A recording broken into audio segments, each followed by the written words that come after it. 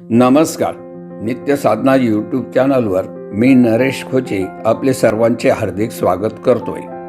मित्रो, समुद्र मंथनावेळी निघालेल्या 14 रत्नांपैकी एक शंखही आहे.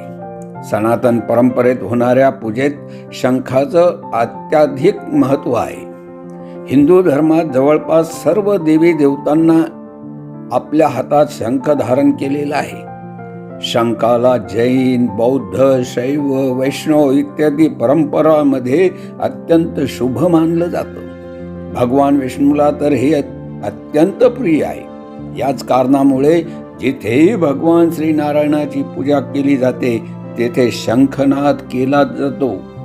मित्रो, शंख आपल्या जीवनातील एक पवित्र वस्तू आहे, जी उपासनेपासून तो उपचारापर्यंत कामात येतात.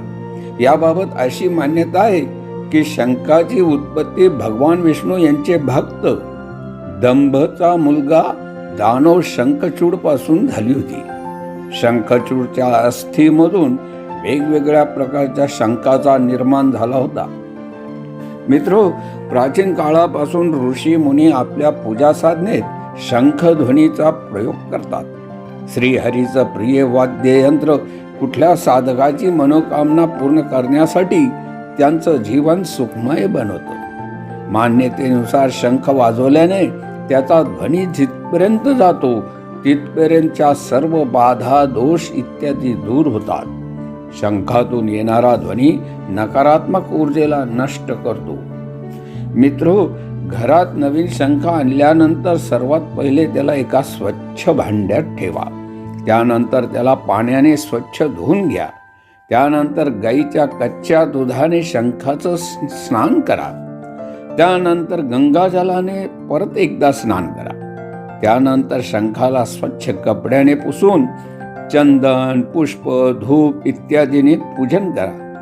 त्यानंतर भगवान विष्णू आणि माता लक्ष्मीला निवेदन करा की या शंखात तुम्ही निवास करा.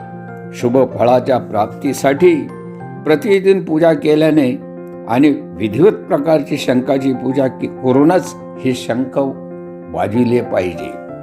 मित्रो, शंख समुद्र मंथना दरम्यान माता लक्ष्मी सोबत उत्पन्न झाला होता. त्यामुळे शंखाला माता लक्ष्मीचे भ्राता देखील मानले जाते. अशी मान्यता आहे की ज्या घरात शंख असतो तेथे माता लक्ष्मीचा नेहमी वास असतो. दक्षिणावर्ती शंख देवता मानलं जातं. याला पूजा घरात ठेवणे आणि वाजविणे अत्यंत शुभ असे मानले जाते. शंखाला नेहमी पूजास्थानी जल भरून ठेवले पाहिजे.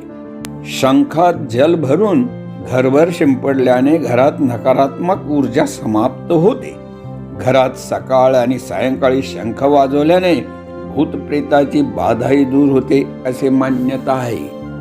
तर मित्रो, ही शंखाची उत्पत्ती कशी झाली आणि त्यापासून होणारे फायदे काय याविषयीची विशेष माहिती. अशाच ज्ञानवर्धक, उद्बोधक आणि आध्यात्मिक विषयावरील नवनवीन व्हिडिओसाठी आजच आमच्या नित्य साधना यूट्यूब चॅनलला सबस्क्राईब करा. आजच्या व्हिडिओतील माहिती आपणास आवडली असेल तर त्यास लाईक आणि शेअर सुद्धा करा. या व्हिडिओत इतकेच. लवकरच पुन्हा एकदा भेटूया नवीन विषयावरील नवीन व्हिडिओत. तोपर्यंत जय राधे कृष्ण.